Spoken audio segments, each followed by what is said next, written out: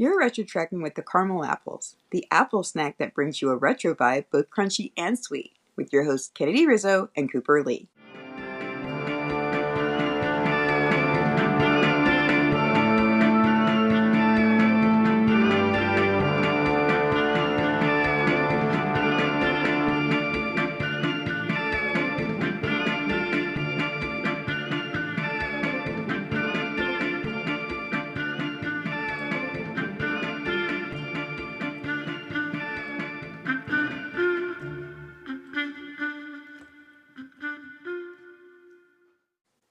So welcome back, Orchard Archivers. We have yet another fun trending topic we'd love to talk about today. As per usual, we have a lot to share, but before we launch into our discussion this week, we just want to remind you to hit that subscribe button and visit us on YouTube, Instagram, X, and TikTok. Also check out our official website, retrotrackcaramelapples.com, to see all the latest and greatest updates going down in the Retro Orchard.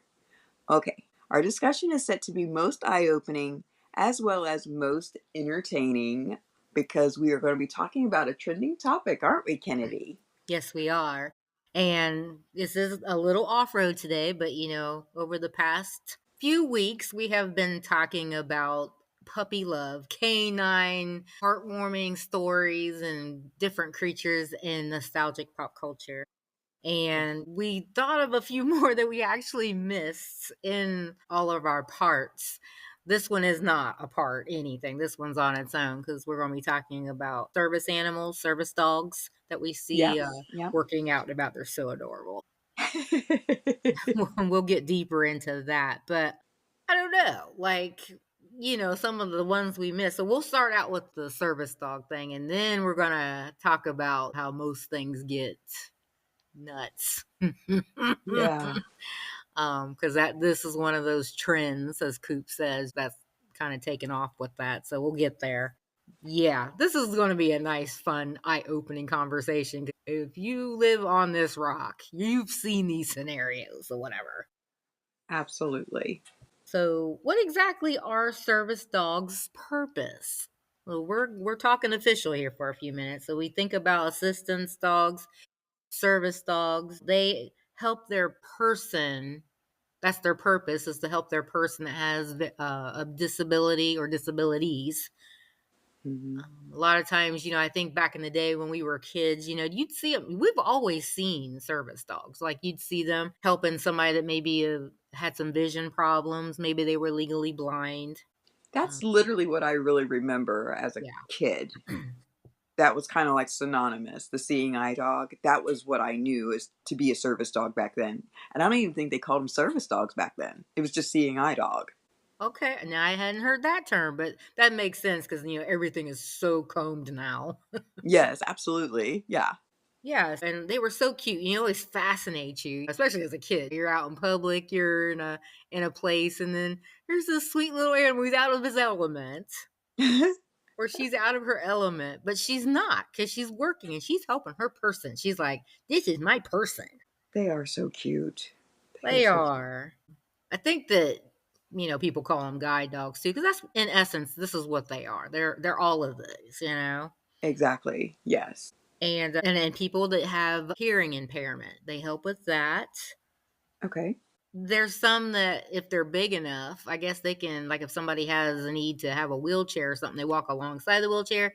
If they're big enough, they can actually pull the wheelchair and go get different items. Maybe they don't have newspapers anymore, but maybe they go get something or alert their owner that there's a box at the porch or whatever, which everybody has Ring cameras now, but I know I'm so dating. That's all right. You're like, yes, you are. We're just trying to keep the dogs employed. That's all. That's right. Can't have them not working. That's right.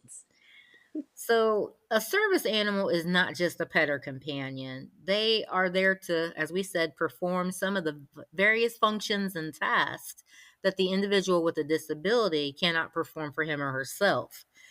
So the person must have a disability, though, to qualify for this type of arrangement, because according to medical professionals and the Americans with Disabilities Act, they have to have some kind of physical mental or visual hearing impairment. So, Okay. Yeah.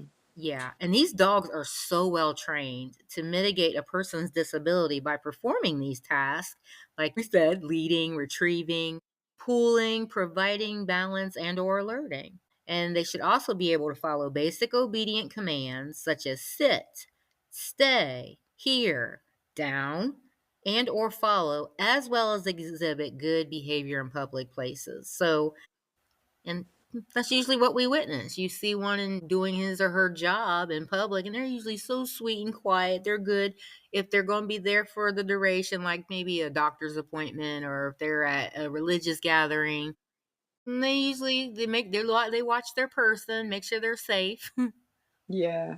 and then they curl up. They lay down like under their feet, and they just look around. They don't bark. They just stay there. They're just so sweet. So here's a question. Okay. With them, with the dogs, do you know if they only use, do they start with puppies or do they go and get rescue dogs? Like, can a rescue dog ever be rehabilitated into being like a service dog? Do you know of that? Or do you know if, like, the dogs, do they like to get them when they're babies and that way they're trained and this is all they've ever known? Any idea? I actually do not know that. That would be interesting to try to find out because Yeah. we usually do see them as an adult or a young adult dog. Yeah.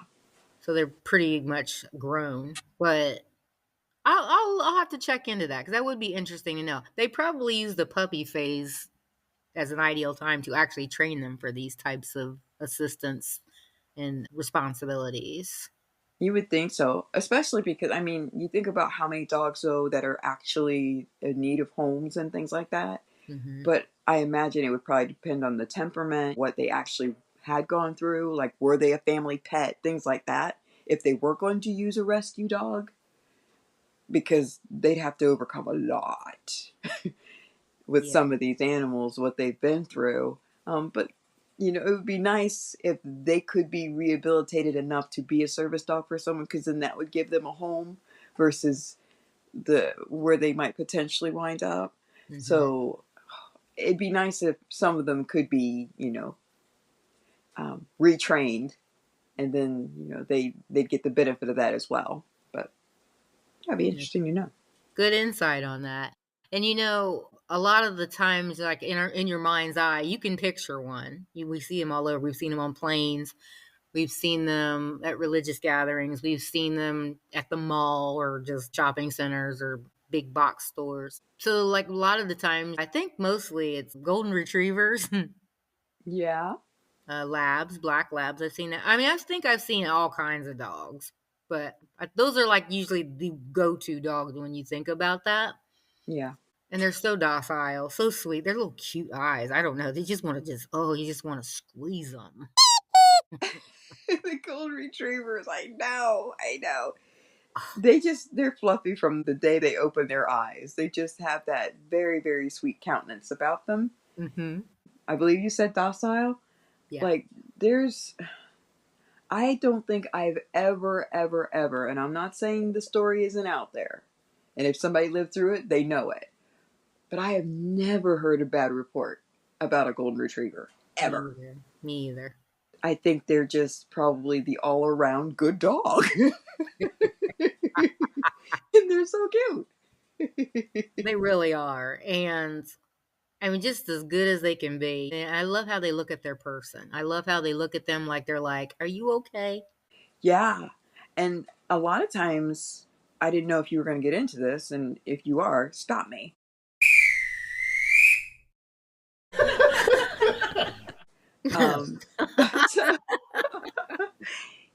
But there's generally, like, they let you know. I can't remember if we've seen like tags on them or like little signs on their little vests or whatever to be like, please don't pet me, I'm working. It's like, oh, that's cute. That's their little thought bubble, right? They're trying to let people know.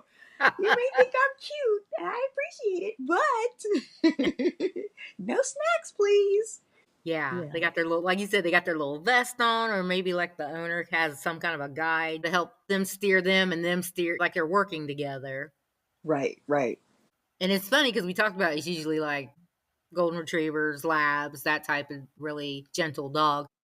But we were just up in, at the hospital, in the emergency room or whatever, and there was a couple there sitting there in the emergency room waiting area, and they had a Dalmatian Yep.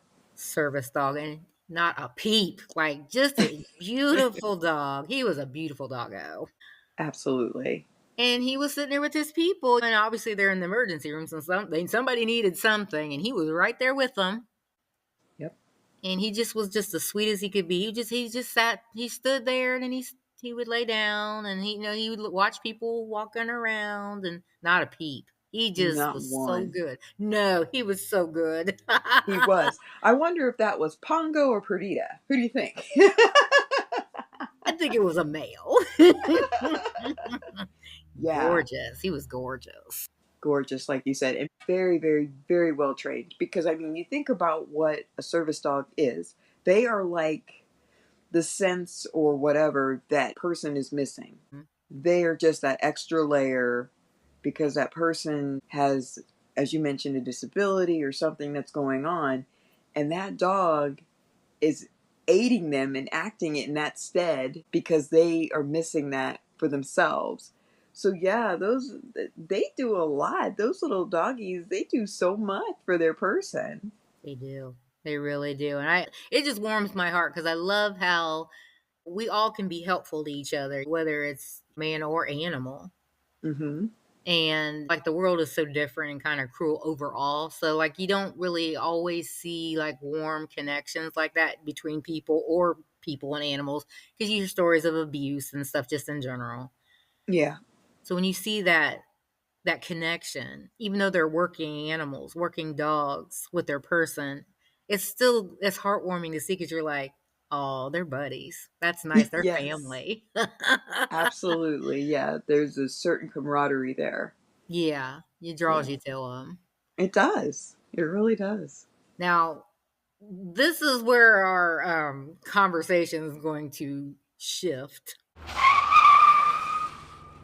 No, no, no, no, no, no, no, no! No, please! No! Because one of the things that service animals or service dogs do is they assist people with psychological and physiological disturbances and Yes. disorders. Yes.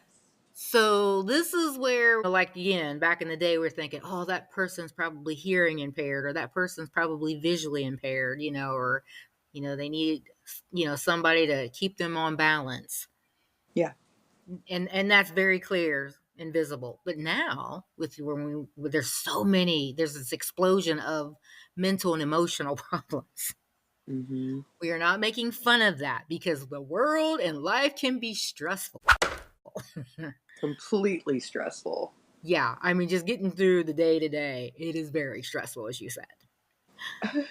But, we've dealt and coped this long. There is assistance out there. People need deep care in this way. So we're not making fun of that. We're not. It's a different life right now. It's a different existence altogether. Right. But things go in trends, and service dogs have been around like forever. Yes. But now we've seen it. You can be on a flight, and there is this entitled person sitting there with their hamster, dog, cat. Yeah. They'd probably try to drag iguanas and stuff on there. Oh, most certainly. Yeah. But Yeah. even with a dog, like a little Chihuahua, like the little Yorkie pups, a Frenchie, whatever they own, whatever they have, a Jack Russell Terrier, whatever. Mm-hmm.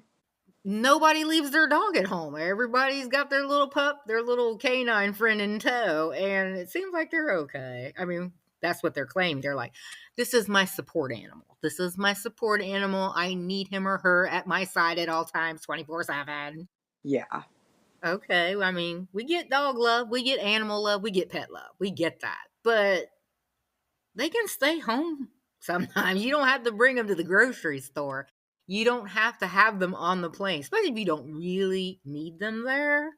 Yeah. And it almost seems like, which I don't know, this may be in place, that you would need to show documentation that this is literally something that you need.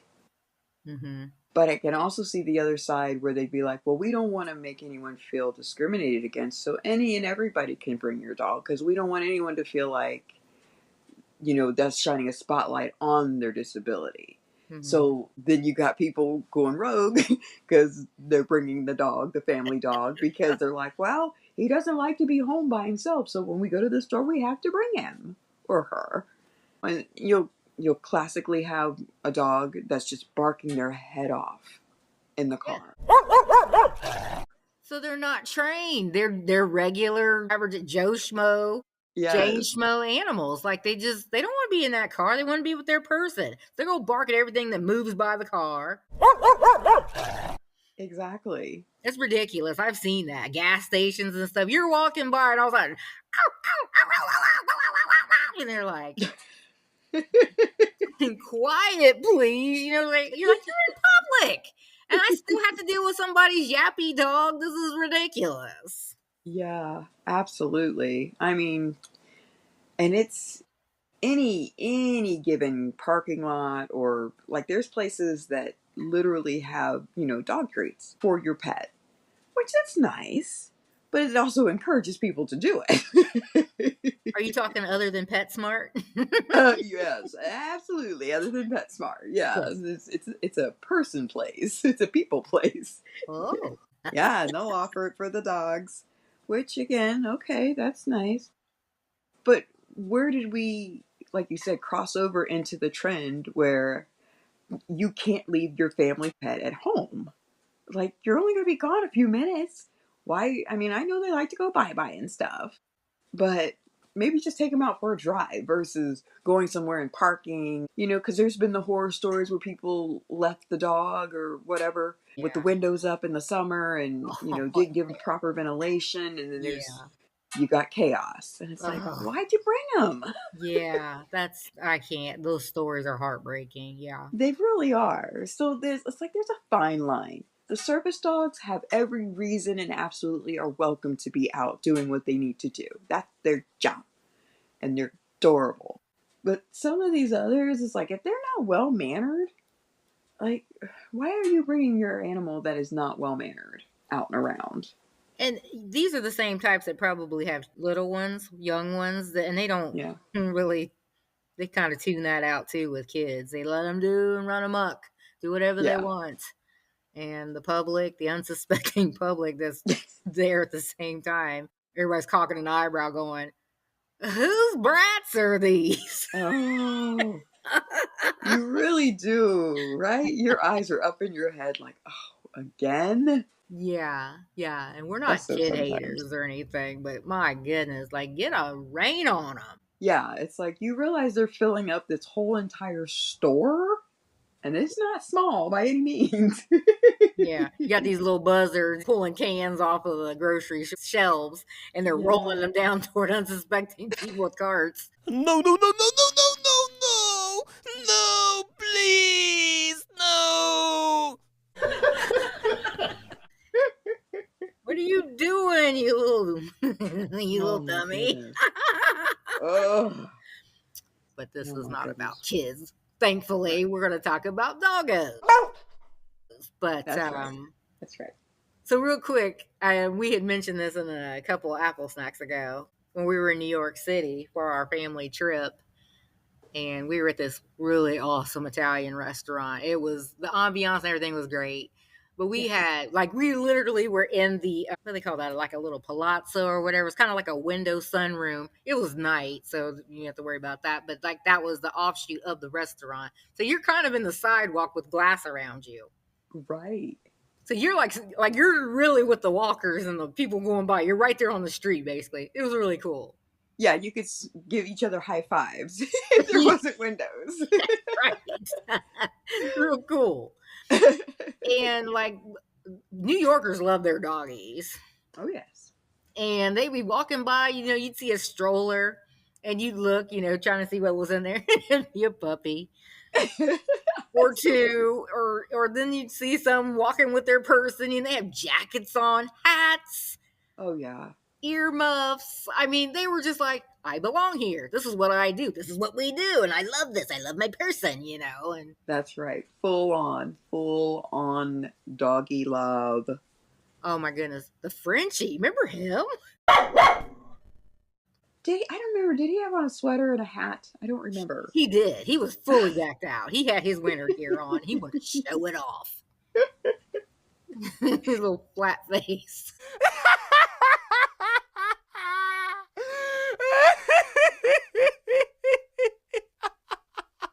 So cute.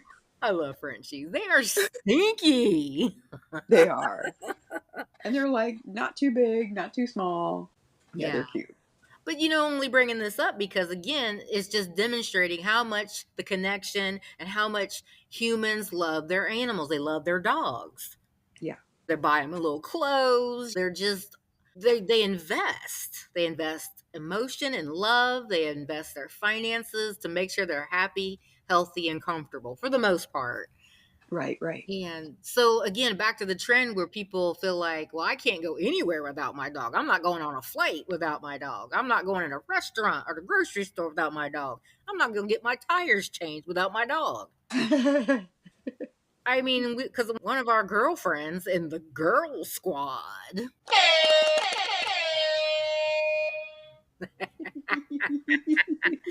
we actually mentioned her in a few shows ago, but I think this dog trend got started back in the early aughts when a lot of the celebrities at the time, they're moms and dads now. Everybody's getting older like we are. But back in their prime when they were still trying to party and they're all over E on TV and Hollywood, blah, blah, blah, blah, blah, blah. Yeah. Like Paris Hilton and Kim Kardashian and some of these big stars at the time. Everybody had these handbags and they're all decked out in their fashion and everything. But the trend at the time was they would take their little chihuahuas or their little Yorkies and they'd actually have bags made to be still fashionable. But they got their little friend in tow and they show that and showcase that. And our friend isn't in Hollywood. She was highly influenced by what was trending or going on in the world scene, in the club and party scene and all that. Yes. And she literally, she wanted to be Britney Spears. You know who you are. But she even got in on that, her and her girlfriends that she used to go and party with and hang out with, work with. And they'd all, I think there was 3 or 4 of them that actually had animals like this, little dogs, chihuahuas. And it's kind of like, because purses, you can have purse jewelry. That's almost like what the dog was. It was like an accessory for the purse. Yes. Yeah. For the purse jewelry. Yeah. It got ridiculous. I mean, because you get Hollywood, they'll tear a story up. They'll tear a trend up. They really will. But next level. That's a good way of putting it. So I don't know. I love seeing it, but it's still nice to see the ones that actually need it versus what we've just talked about for a little bit. Because now, especially with all the emotional and psychological problems, that is people's ticket, their golden ticket or excuse to go, I'm bringing my dog with me anywhere I have to or need to, and you ain't going to say anything about it. Nobody's going to tell me what I can and can't do. Okay, but right. That's if you insist, can you, just like your kids, can you control the situation better? Or better yet, just leave them at home.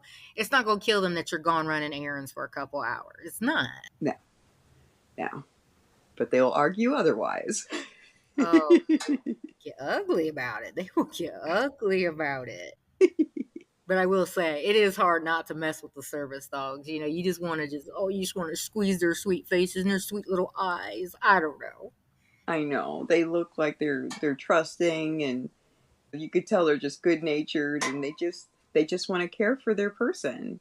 And I think there's been at least 2 or 3 movies that were really showcasing dogs that were either military trained or even police trained.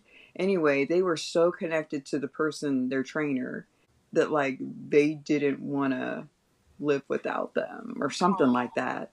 So, I mean, there's some really heartwarming stories out there of how connected people are, especially when they work with the dog, that there's still that serious bond that they have. And it's like, that's nice to see or hear about. Yeah, that really is. That really is. So before we go, could you think of any other dogs that we didn't put in our puppy power episodes?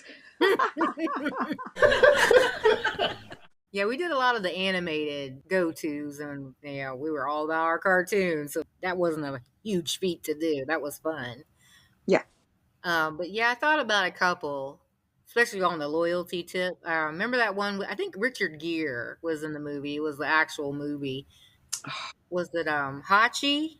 And Hachi or Hitachi? Yeah, it started with an H for sure. yeah, that movie was sad. I mean, he was what you were talking about. I don't know, he was sick or something. Like they were buddies, Yes. and something happened to him, and they always went to the train station or the subway wherever they lived. He was a Japanese dog, beautiful dog. Yeah.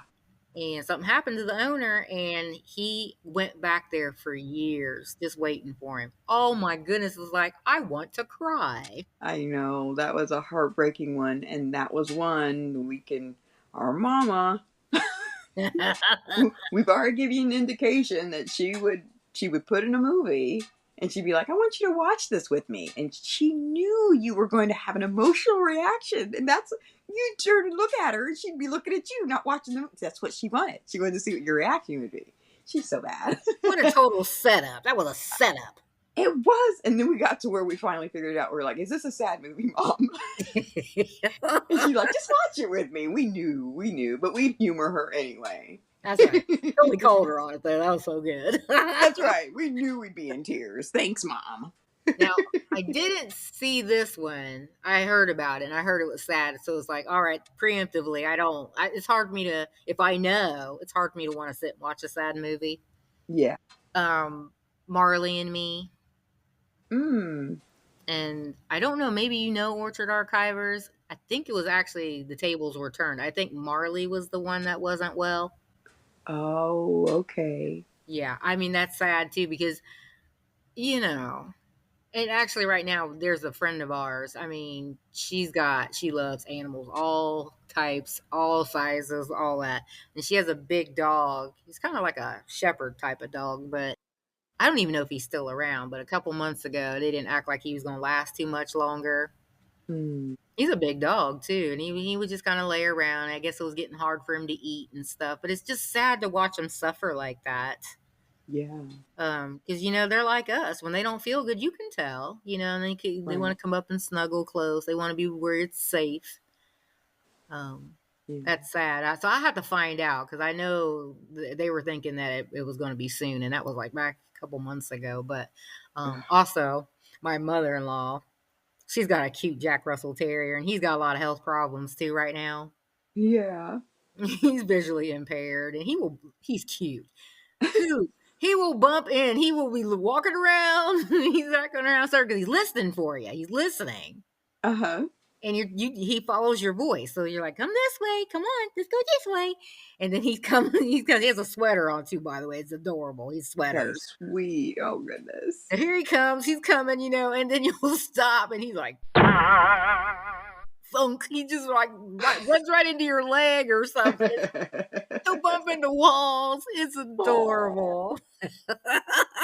Poor little guy. She'll have to get him in a helmet if he's running into walls. Oh, he'd actually be pretty cute in a helmet. I have to look into that.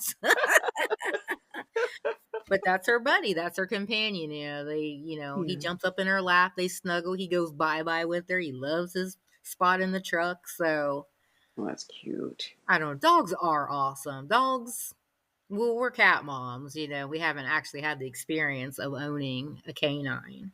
But yeah, we've thought about it, and we still may entertain it someday. We'll see. I mean, the hubbies, they did. They've had dogs. Both of them have had several dogs in their life.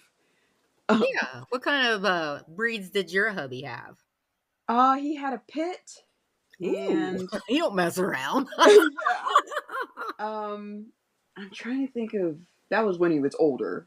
I'm trying to think what he had there was a couple when he was younger. And his mom always had dogs, and I'll have to get back to you on the one when he was young.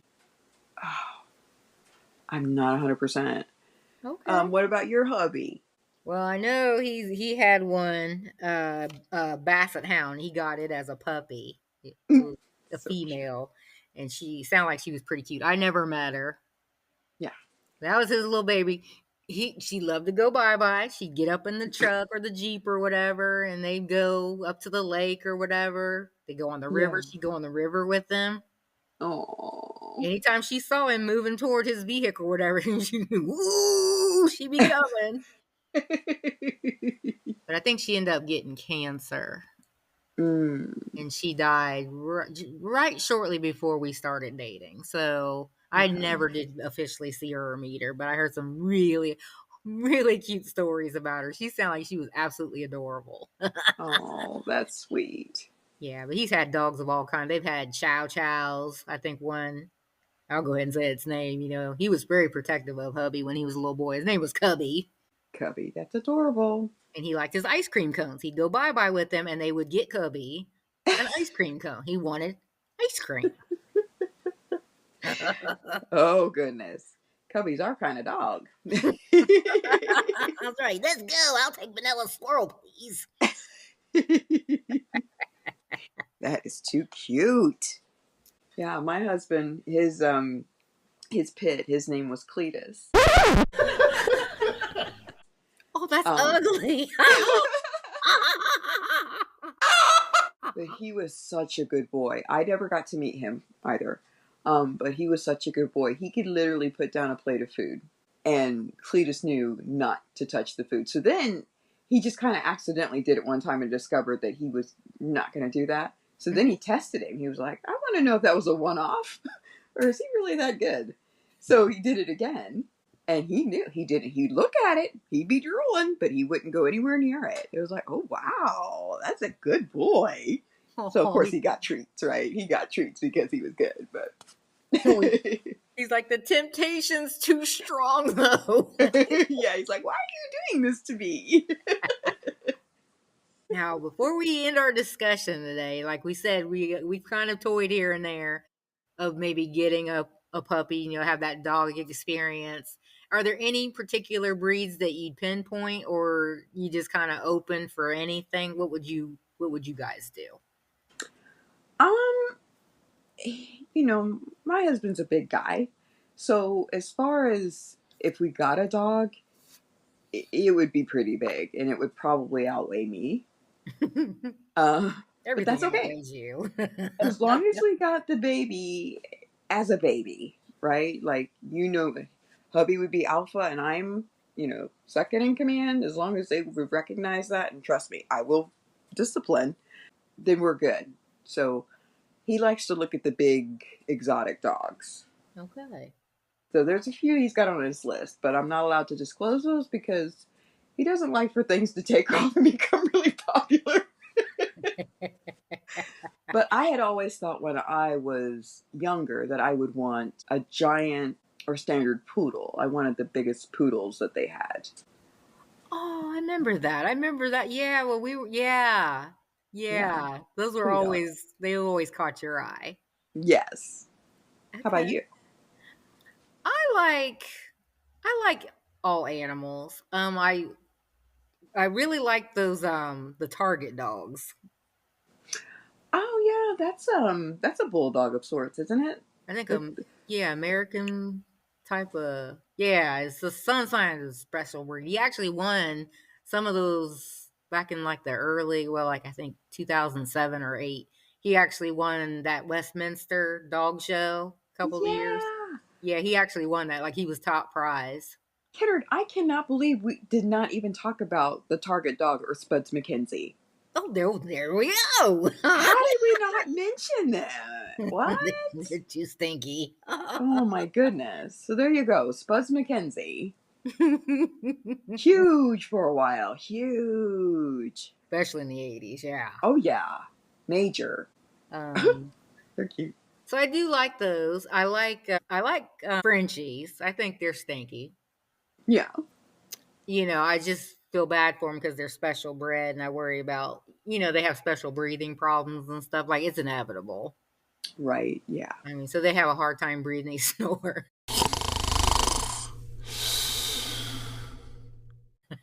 I have a husband that does that. I don't need a dog that does that too. Well, I have a cat that does that too. She snores pretty awful. Right. But I don't know. My heart will be open for anything. I like Jack Russells. My mother-in-law, she did have a border collie named Nana. Mm-hmm. Yeah. I loved her. I wanted her before she rehomed her. I mean, she had to go. But she's a good dog. She was pretty. So I would be open to help anything. I would be more or less inclined to get something because of what they were versus like Benji we talked about. He was a mutt, just a Yeah. lovable dog, and he needed a home. So I think Yeah. I'd be more on the cusp of that. If I ran across something that was like, can I come live with you? I'd probably be like, sure can. Thought you'd never ask. Come on in. Come on in. Yeah. So, yeah, I think all animals are beautiful creatures. But dogs, they have their special place in the world too. And I'm glad that we've dedicated a few of our discussions to how wonderful they are and how helpful they can be. Whether you need them or not, we can always love on them. That's right. And that's it for this week's Apple Snack. To make sure that you never miss out on another second of our Carmelicious podcast, meet up with us on Apple Podcasts, Spotify, iHeartRadio, or wherever you get your podcast fix. Bye for now, and thanks so much for listening.